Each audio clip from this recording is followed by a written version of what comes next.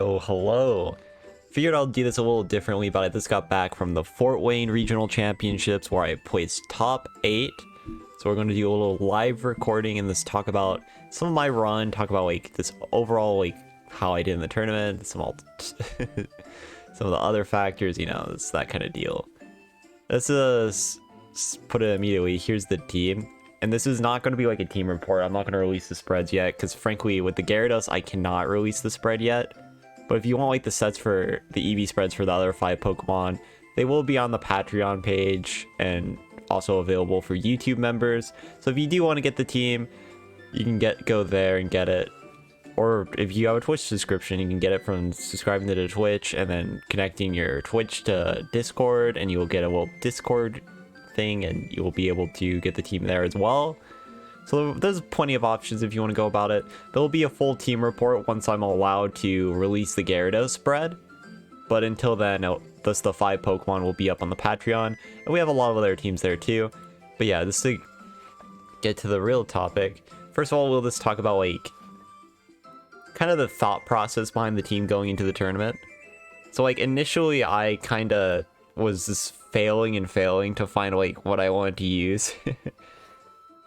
To the point, like, I had a lot of, like, offense shells going before. Like, I had this Dragapult, Chenpal kind of offense team with, like, Gyarados, Amoonguss, Chi-Flutter. But I couldn't, like, get it to work quite how I wanted. So I was just like, okay, I won't go too far and, like, keep using it. Like, I did try a variant of it during, like, MPA where I had, like, Iron Turds and stuff. Didn't quite work. I actually had this, the team I actually just randomly bait posted because of April Fools was something I was actually testing extensively too. I really was trying to use Volcarona or Ikorio for a few days before the event, but ultimately I didn't finish the job with it, so you know, it didn't ultimately come up. But this was not like fully a joke. I did really want to play this. I just couldn't get the sets to quite work. But yeah, the real origin of this team and like the concept was, as I said here, it's just from it's kind of me taking this Banfox team because like a few days before the tournament, right? I decided to like ask Banfox like, hey, can you give me some of these sets? And I tried to play it, but I was struggling to play this team Banfox made quite consistently. Cause I felt like most of the times I would play it, I would just get like slightly out aggroed. And this have not enough ways to deal with like mons like Bundle, and I would just get destroyed by like Chenpal, Dragonite, and teams that just played like faster tempo than me.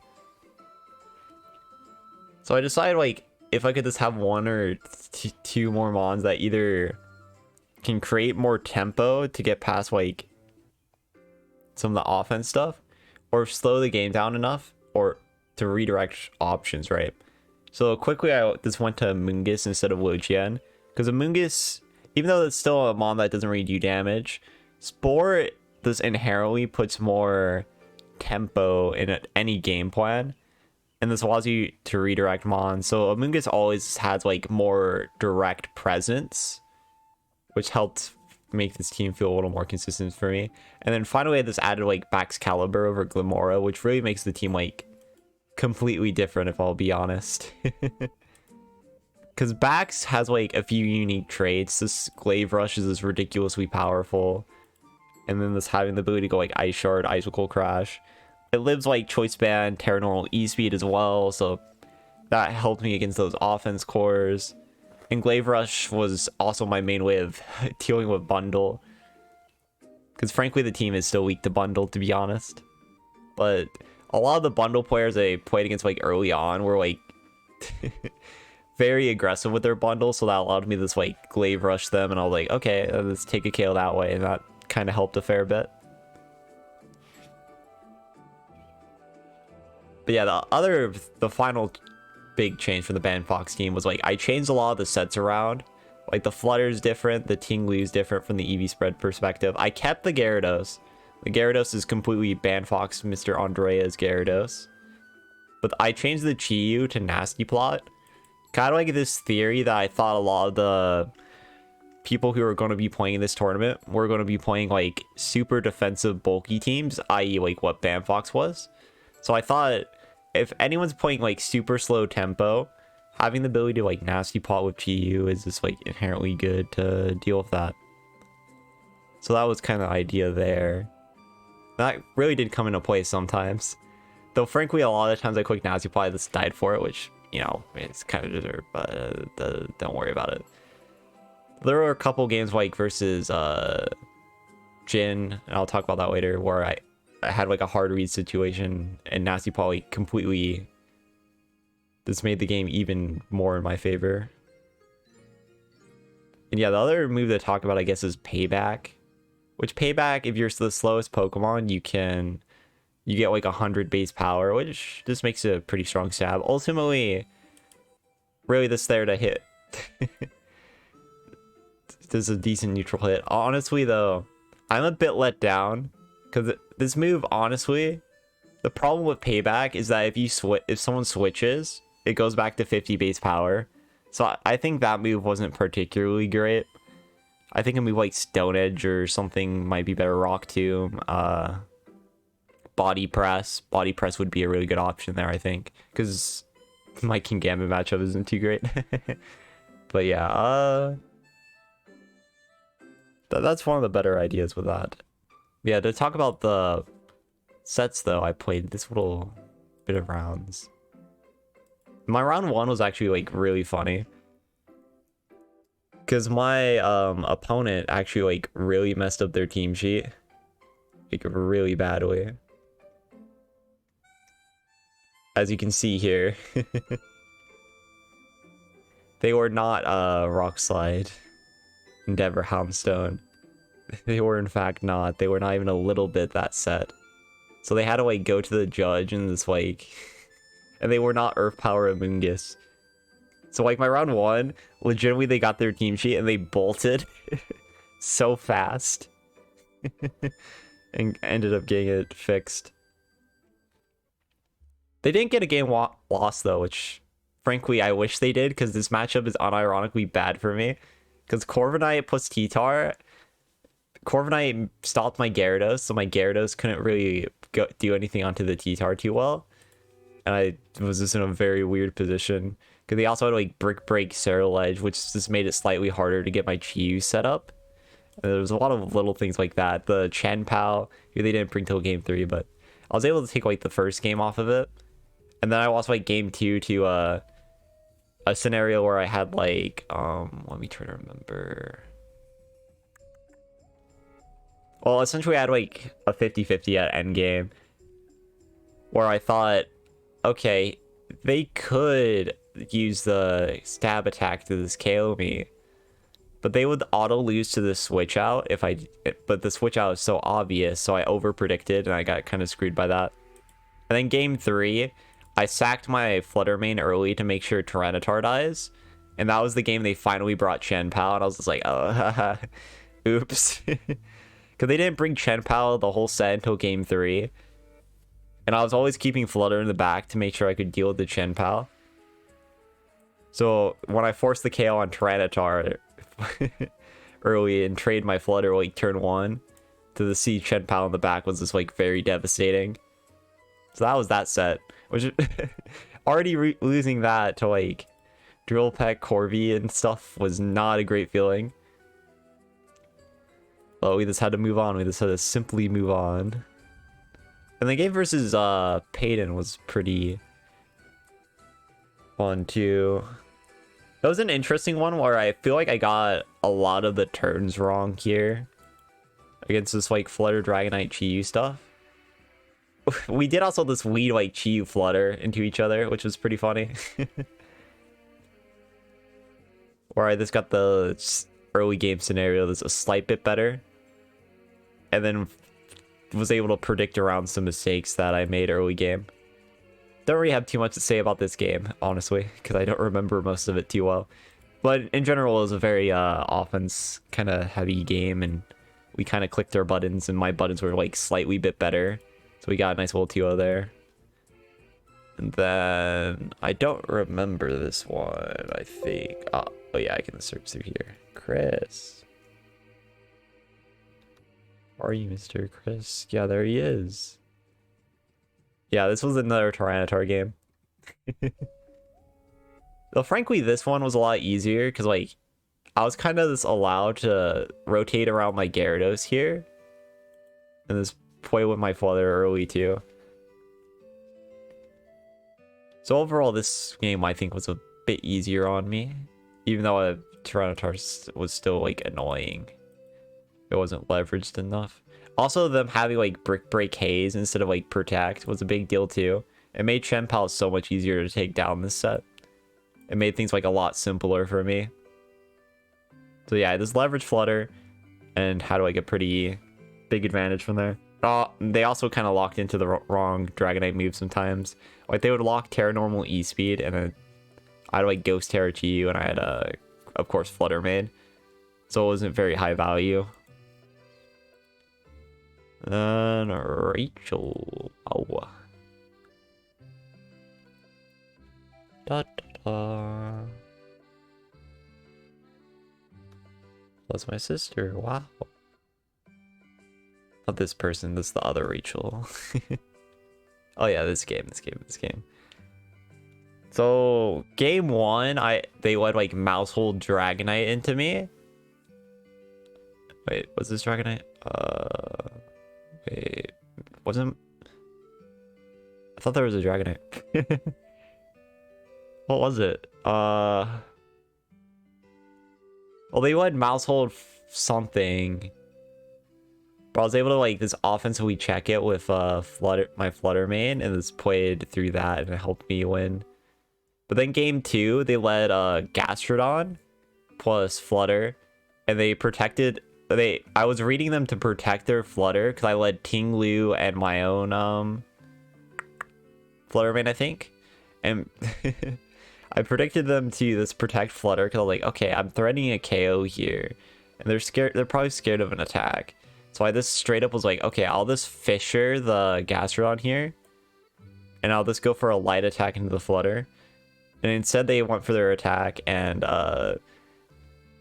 didn't do quite enough. But my fissure just connected on the Gastrodon. So even though I got the read like wrong, I wasn't punished. And then from there, once they lost Gastrodon, they didn't really have anything they could do anymore. As their Moonblast didn't really do enough to my Ting-Lu to be a problem. So at that point, it was just already done off of the turn one there. Hey, Jacob.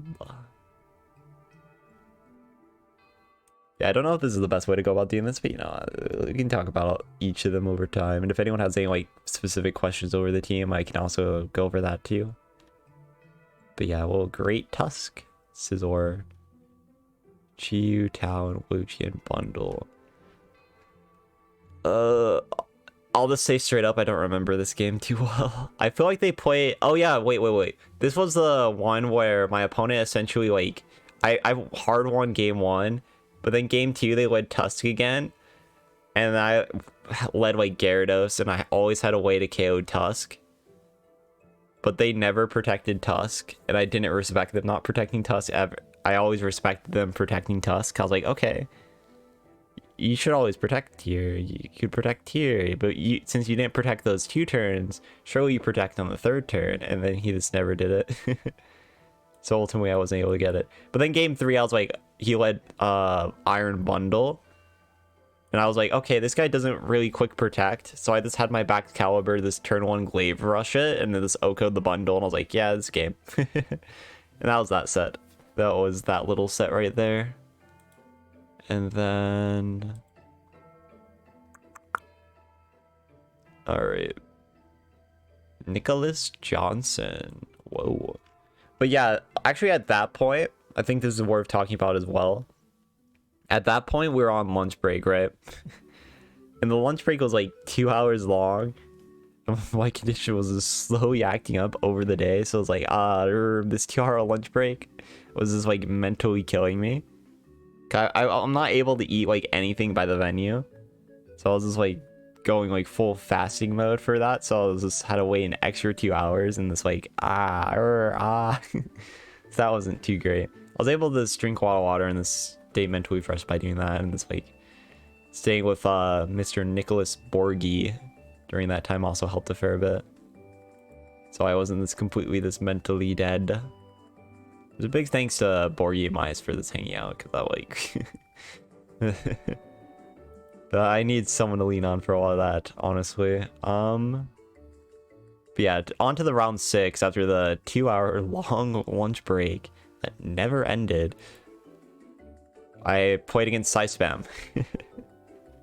Which I think I'm just gonna pull up this team here, and then I'm gonna pull up this team here. This was a pretty good scenario for me. And to make things worse, also, like, I think game 2, they finally had, like, a turn where they could actually set up Trick Room, which they probably would have lost anyways at this point, but they finally had a scenario where they could probably click Trick Room. And I disconnected Fissure on them, so it's like... they really didn't have much leverage in the game 1, even without, like, any of the RNG moves I clicked, like, Fissure in that game. And that just ended the set really quickly.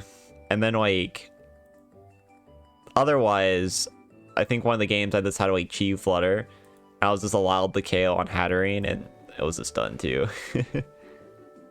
They really just didn't have much of a chance that game, I'll be honest. And guess what? You know, a little 5-1 start now, feeling a little bit better. Just starting to get a little momentum. And then we go to round 6. Which I think this is the part of the story where I have to just, like, add on a little bit more, right? Because there is some very important context here. I think I'll actually go to my Twitter here just to explain what I mean. Because, like, a few days before the tournament, this was something I talked about and I was complaining about for a little bit. But that's like a few days before the tournament, right? Let me find it.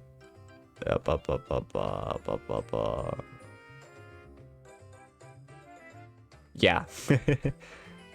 I don't talk about this too much, but this kind of happened right before the tournament, and that kind of put an asterisk on that game. And the set versus Jin was when it really started to bother me too.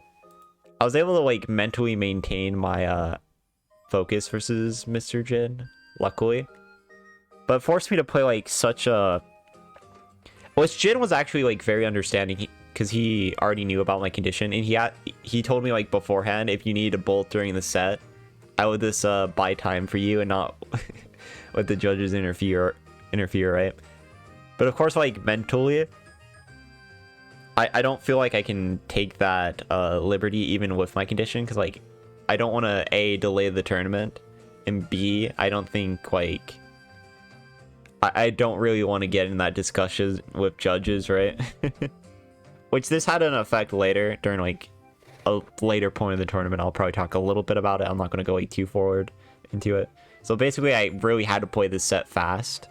But thankfully, it was against a very Spam offensive team with, like, hard Trick Room mode, so it made it a little bit easier to play a bit faster into them. But yeah, the game 1, they try to go for, like, this expanding force early, but then I just Chi Dark Pulse them on their Terra, and they flinched, and game 2, I kind of was able to rotate around them very well, got the nasty plot, Chi got set up, they couldn't get their Trick Room up efficiently.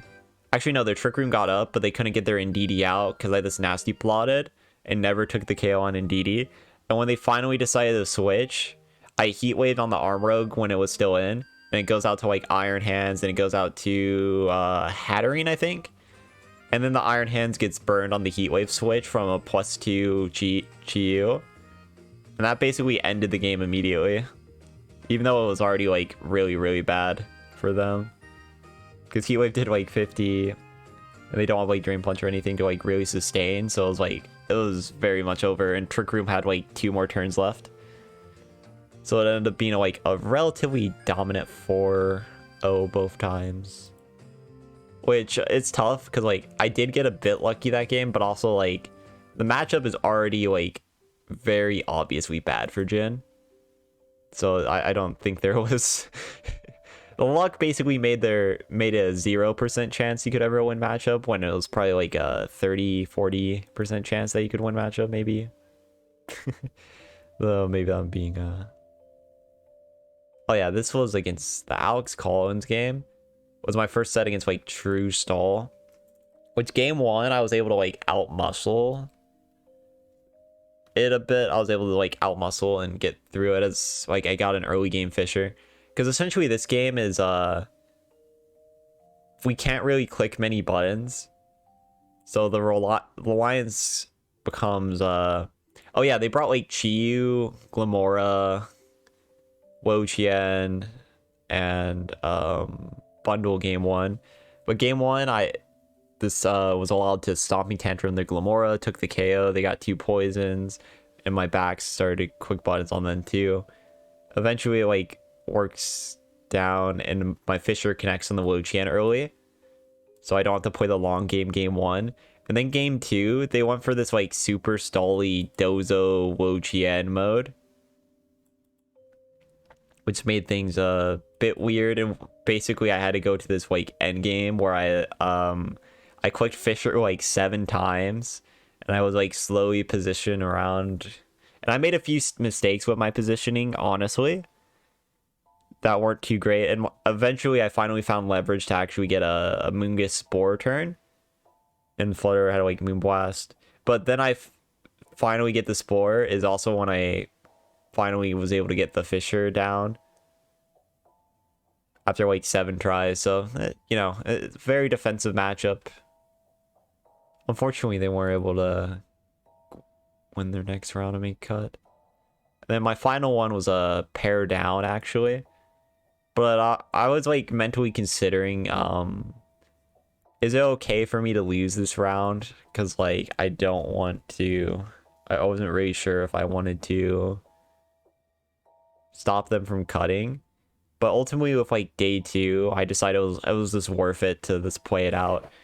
Like, sure, I could let them cut, and I would still be cut, of course, I'll still be day 2, but then I'm lowering my chances to make top 8, and I was already kind of familiar with some of the field at that point, and I think there was a lot of, like, Corviknight players in the field that were around that could potentially make it in at X2 that I just didn't want to play.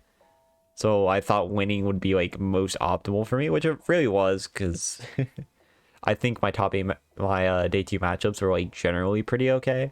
Even though I made some like sometimes slight mistakes, right? And but yeah, this set was pretty in control most of the time. Because like this was the one they brought their Dragonite a lot, but they didn't Terra Flying their Dragonite because I think they wanted to Terra Water their Goldango. And this caused a bit of problems because like Dragonite would just be around and it would only be able to use E-Speed Stomping Tantrum. And it couldn't get around like my Amoonguss and my Bulk really at all.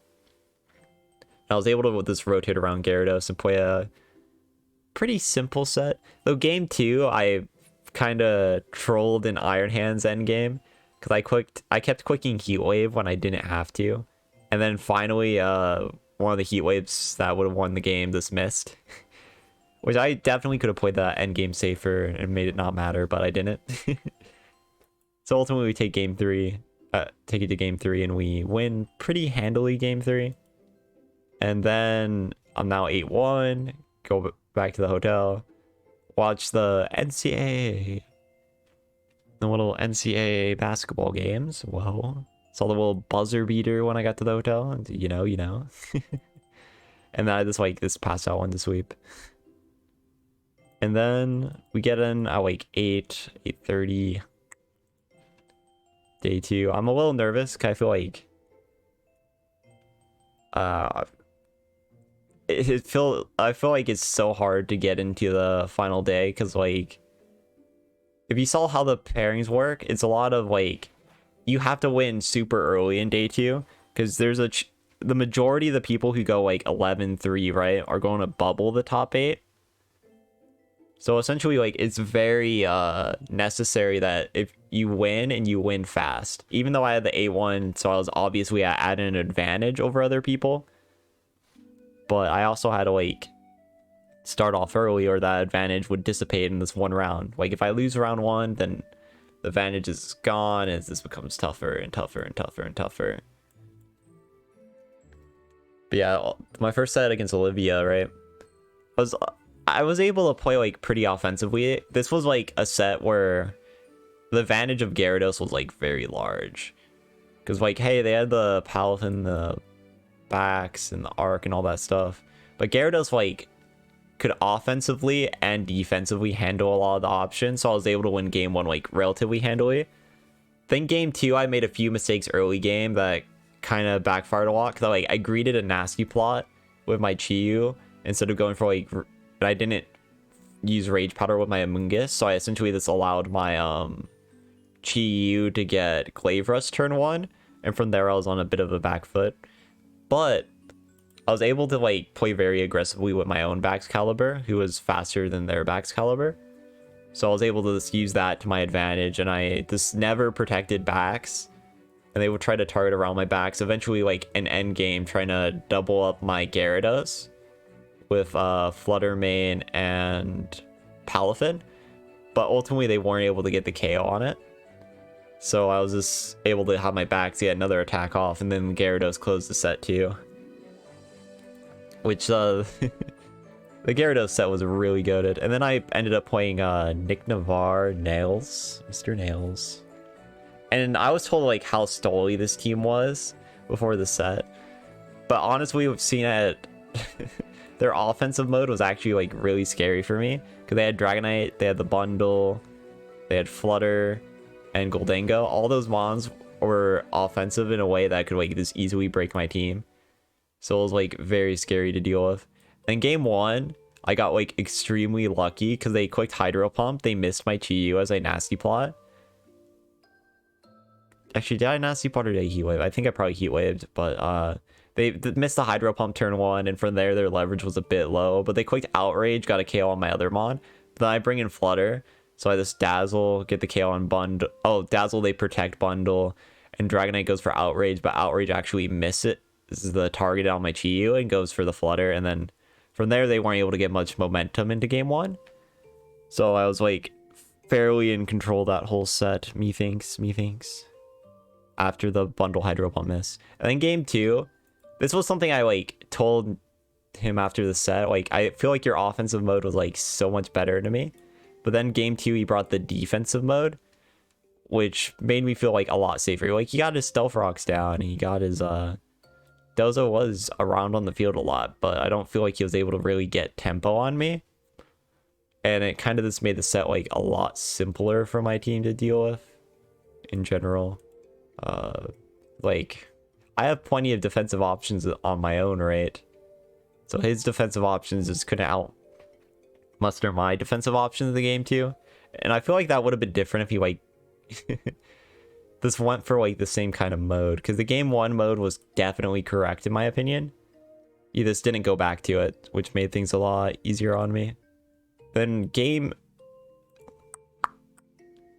my game versus Luca. This was an interesting one.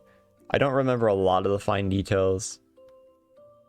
I know game one, I just know how the end game went. I just missed a Heat Wave that I need to hit. And then game two, I kind of just allowed Arcanine King Gambit, and he just clicked Howl on me like a bunch of times, and I didn't really do anything to stop it.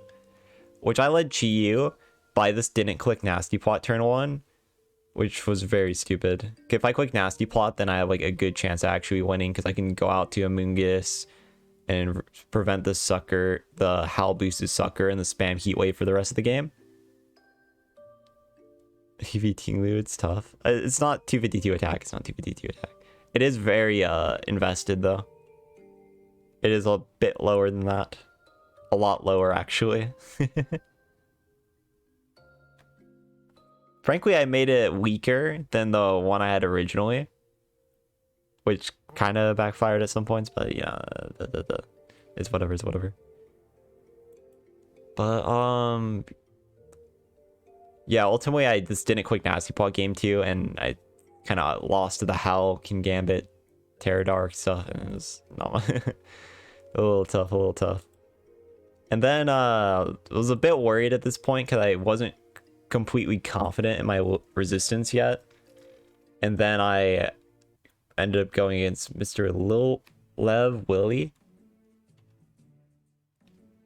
He was just using Tatsugiri Dozo stuff. And this one I was able to control a fair bit thanks to like this Gyarados, and this was another game where they had like unfortunate Terra normal usage. Cause like the game one, they tried to Iron Head my Fluttermane. I just protected and I just attacked around it and I was fine. And then, oh wait, they went like Mousehole Dragonite. So I just protected my Fluttermane and I just Nasty Plot with Chi-Yu. And since they went for Iron Head, they had no way to hit the Chi-Yu. So I was just allowed to Heat Wave for the rest of the game. And I won game one very smoothly off of that. And I think game two, I played more of like a defensive mindset on them. Cause I knew their Chen Pal didn't have Protect. So I was able to leverage that pretty well. And ultimately game two, they brought Dozo. And this Dozo was like harder to deal with, right? Because they had sub and order up, so they were able to get like the attack boost. It was hard to get in position to get like a Spore or something. But eventually I was able to slow play it enough. Get the Moonblast on the right time to break the sub. My Moongus lives on like 4 HP, got the Spore off. And then from there I just like was able to win. But yeah, this set made it very close. This the order up attack boost and the EQs were doing a little too much damage to me for sure. And it was hard to like get intimidates from my Gyarados to stick as well. But yeah, then at that point I'm very confident I make day 2 at this point, 'cause I think my resistance is probably good enough, as it ultimately proved out to be. And then I go up against Mr. Justin Tang. Mr. Justin Tang. Which this set was like very close, but then when he played better than me, I kind of got lucky here for sure. Thank you, Snowy. But yeah, this was an interesting one because before the tournament in MPA, I was actually working on Dragapult Shenpal myself. Though I used a much worse version of it. I wanted to use Dragapult Treads, which is not very good. And I'm not sure if this is the case, but I'm going to pretend this was the case. But Yotam, the person who helped make Justin Tang's team, right? He was also in that Stars Discord, so clearly he was influenced by my very, very bad version of Dragapult that I was running for the MPA set. So clearly that's what happened, and clearly this team is it's because of me. It's because of me that this team exists. Truly, truly. But yeah, onto the set though. Basically game 1, we both played our like kind of defensive modes. He got his Palafin out properly. I missed a few reads on him game 1, and then he was able to take that pretty decently. Game 2, I was able to hard read what the Dragapult was doing, because the Dragapult locked into darts on like an end game, and where I had Fluttermane to try to force a KO on my Chi-Yu. By this protected Chi-Yu, and I was able to force a KO on his other Mon, where I didn't think they would Terra Steel, Terra Blast my Flutter. And I got the read correct, and I was able to like force the end game down. But because of Dragon Dart's like sheer power, it was able to KO my other Mon slowly but surely. Like, my Gyarados would come in, my Gyarados got a T-Wave on the Dragapult, which actually did help a bit. So we got down to this, like, end game where it was a Mungus Dragapult that was T-Waved and in Terra Steel, and we had my Fluttermane around. So the Dragapult would just have to keep spamming Dragon Darts. So what Justin would go for is a Spore, which I did get a few T-Wave paras, but he told me as well, like, he had 8 he had way too much PP left on his Dragapult, even without the paras, to ever win. And he had to get like multiple 3-turn sleeps, because I was just shadow balling a Mungus every turn. So like there's technically probably a 1% chance that I lost that in game. But how many PP? Yeah, Dragapult has a 16, so yeah, you had like 8. He was PP max on Dragapult as well, so because like that rare scenario where having your PP max was just really, really bad, because he unironically probably had a chance at winning if his PP was like significantly lower, because he needed to get to struggle, choice band struggle, in order to actually be able to do any damage to Flutter. But since he was just locked into Dragon Darts every turn, then I was just able to Shadow Ball Mungus every turn, and I kind of went off of that. And then game 3, he got the reads right on me, but then like one of the really the key turn of the game, I had this Ice Shard crit the Dragapult, and this goes down in 1 hit. So that was a tough one. I do feel like it worked out better for him for sure though. His bracket was a bit better, and my bracket was a bit worse. So I got hit by a little bit of karma for sure in my top 8.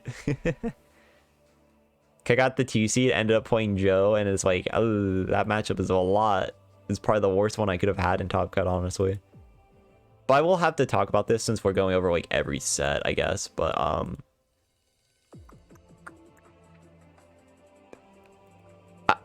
not trying to say this is a John, obviously, but I do kind of want to talk about it because this is where I have to go back on the point of what I talked about during my set versus Jin. How I talked about like it's my Crohn's being up again, because that, if you're wondering what happened that set, I'll just leave it at this. So that top 8 set was really this fight for my dignity, to say the least. I'm just gonna leave it at that. I will say, regardless though, even if I was in my right mind during that top 8 set, Joe would have won. Joe like easily would have won. Like Joe played the same matchup top 4, but like a slightly different variant. I think the variant Joe played in top 4 was a bit better into the team than the variant I played, right? So I don't think, regardless of my health, that I would have won. It was just like a bit embarrassing how that set went, and because I just wanted to get out of there. But regardless, I'm very happy with the run overall. And I'll have the full team out publicly whenever I'm allowed to, since we publicize the Gyarados set and the EV spread. So until then, you won't be getting the Gyarados set fully. Honestly, that would have probably helped, but I would have been streamed. I would have been chosen to be streamed because I wasn't streamed yet that tournament. So I think it would have been that top 8 set where I have to play. Actually, maybe I would play second. I would actually be able to like this run first. Yeah, I don't know. I will say the matchup was bad regardless, so it doesn't really matter. But it does mentally bother me a little bit. But yeah, I'll have the full team up with the Gyarados spread once I'm allowed to. But if you want the other 5 EV spreads earlier, there's a little Patreon. Whoa. Whoa, and I publish like every team here. Wow. Or you can subscribe to like the Twitch. You can click like YouTube member if you want that. But the team report on like the EV spread side of things, I'll do that a bit later when I have the chance. And but yeah, once I'm allowed to release the Gyarados spread, then I'll work on that video where we just look over all the spreads and I talk about matchups and all that stuff. But I think it's just fair to leave it at that for now. Ultimately, like, I am kind of proud of myself because like this is the first tournament where my condition was like active the whole tour, and I actually finished like really well. So I'm definitely like very, very happy with the results.